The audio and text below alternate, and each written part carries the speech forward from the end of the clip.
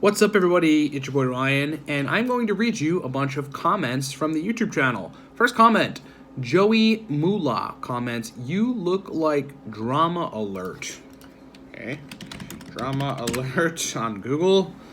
Drama Alert is a YouTuber named Keemstar who has a big beard and big eyebrows. Totally awesome comment. Thank you very much. I kind of do look like Drama Alert. I'll take that. Let's see. What else is on here that's, I think, it'd be relevant for you guys? Ryan, does the same apply for modafinil in regards to long-term use and possible depression during off periods? I would say the answer is yes. I personally have not experienced that with modafinil or modafinil, where there's depression after you stop taking it for a 2-week period, but I've talked to several people who have. And I would imagine, because mechanistically they're very similar, that modafinil would be the same situation. Let's see. What else? Oh, Amin Reen says, "You look like a psycho, dude. Groom yourself and get that face bloating under control. Maybe too much cortisol or water retention, either the same way." And then he goes on to say some other irrelevant stuff. Man, I look like a psycho. I don't know if that's a compliment or not. My favorite movie is American Psycho, because Christian Bale is super awesome in that movie. One of my favorite movies anyway. Face bloating, all I can say about that is, I was on a pretty consistent bulk, which required me to, so like the bulk up period for building muscle, consume pretty considerable amount of sodium, and so that might be what you're seeing. I also consume sodium at large scale because it balances out my adrenals and makes them function really well, which facilitates energy and testosterone, and I think it's very critical. People are afraid of salt, and I think you guys are very well educated on kind of understanding more modern science about salt. And then, yeah, I don't have too much cortisol, I can tell you that much. But thank you for the comment. I look like a psycho. Listen, I'll take it, man. If that's what you think, then that is your right to think that, and it is all good. Let's see what else. I'm trying to find stuff that's like relevant to you folks. Let's see what else. A guy, okay, here, Commander PIP1 says, "A guy that sells nootropics gives the advice to take a break with nootropics. Now that is what I call totally honest. Thumbs up, Cortex is awesome." And then he goes, "I'm not a paid reviewer." Yeah, I mean, look, dude, sure, we sell a pre-made stack, but you should take breaks from both our pre-made stack and other nootropics. And that is, I have no problem saying that. Mark Rodriguez says, "Bro, consulting, ? I can Google half the info you're talking about in 30 minutes. I don't think you can. I don't think you're going to be able to synthesize 12 years of nootropics experience in acute situations, knowing just by talking to somebody about how their brain is functioning, which nootropics and what doses they'll respond best to. But if you think you can, that's totally cool. Maybe there's something I don't know about you. Let's see. What are some nootropics you can take on days you're cycling caffeine and theanine? Definitely caffeine and theanine. I don't really consider Alcar a very heavy-hitting nootropic compound, so sometimes when I'm cycling off for a week or two, I'll low-dose Alcar at 200 or 300 milligrams with a caffeine theanine stack, interestingly. But otherwise, it's very low-dose yohimbine. It's 100 to 200 milligrams of alpha-lipoic acid. Theacrine I throw in there on some of the days where I'm cycling off of like racetams and modafinil. And then compounds like vinpocetine, which improve blood flow and oxygen to the brain. Those are the kind of compounds that I take when I'm cycling off nootropics. If you watch this at 0.75 speed, it seems like a normal person talking. Probably because I'm talking super fast, and that's because my brain is working super fast, and that is really hard to control, but I am working on it. I am working on it, guys. Let's see, other questions. I'm just kind of trying to find... ashwagandha has really helped me. My stress after a month of taking it is pretty much gone, and I stressed about everything really bad.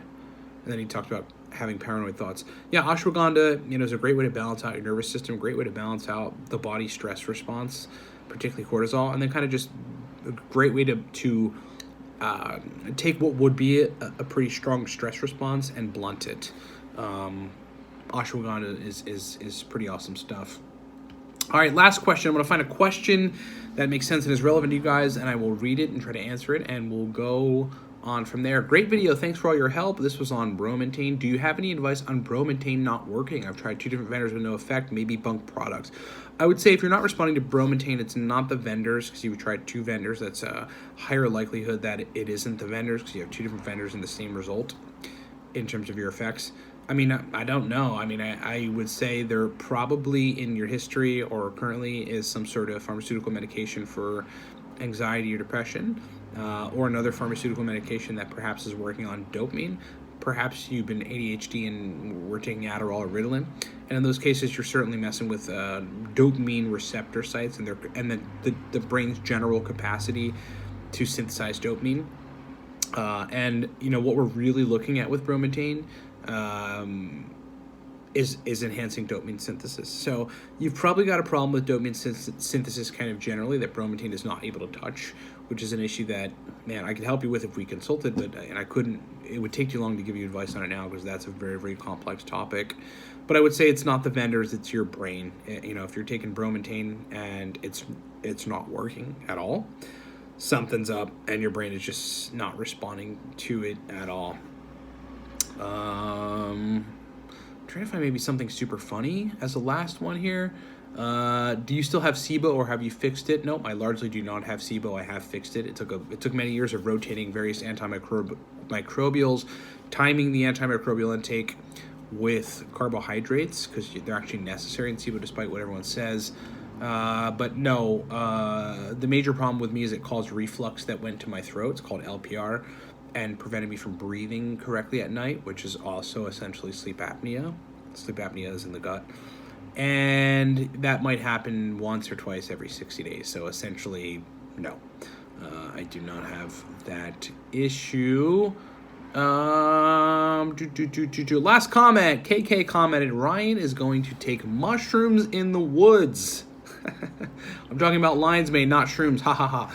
Yeah, well, you know what, man? I think every now and then all of us might need to actually take some psilocybin in the woods. You know, have somebody there to make sure that you don't freak out or anything, and somebody that you're comfortable with, and let that go from there. But sure, I also think it's a great idea to take lion's mane in the woods. Thanks so much for watching, everybody. I thought this would be funny and kind of cool for you folks to take a break from the regular video format. Remember, the Nootropics Masterclass is launching this Thursday. Those of you that signed up for the email list, you're going to get an email today that has kind of a countdown on it that says, hey, 3 days left. It's launching this Thursday, somewhere around 6 or 7 p.m. Eastern time. The price will obviously be higher than the pre-order price, but not substantially higher, but, you know, somewhat higher. So if any of you are interested in buying the Nootropics Masterclass, 2.5 hour, nearly 3 hour course on using nootropics at the expert level with me on a kind of video chalkboard type fashion, explaining everything, no ads, no BS, no frills, no bullshit, then go pre-order it right now at $119. It's $119 to pre-order it. You should do that at livecortex.com. If you want to wait and see what the price is once it launches, totally fine. Go to livecortex.com, wait for the pop-up to pop up that asks for your email so that you can get notified when it launches, which will be Thursday, and then you can see what the price is and decide from there. But I can tell you this, I've never put as much time and as much value and as much effort and as much information, I'm talking about high and a very high information nootropics product, into any other product than the Nootropics Masterclass, okay? It's a video with me explaining everything. It's the kind of stuff that people pay us $5,000 to teach them. Some people actually do that. They're like, you know, look, I don't have time to do any of this other stuff.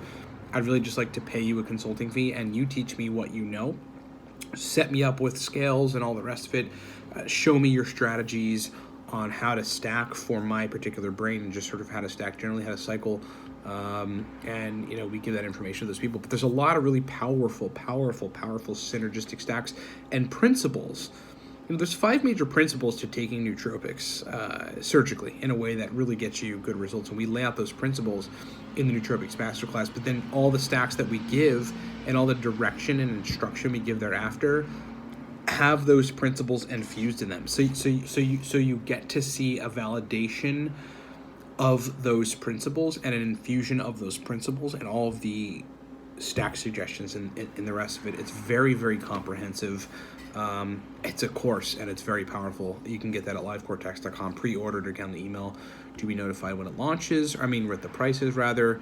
And that's coming this Thursday, January 16th. Thanks so much for watching, everybody. We'll talk to you next time.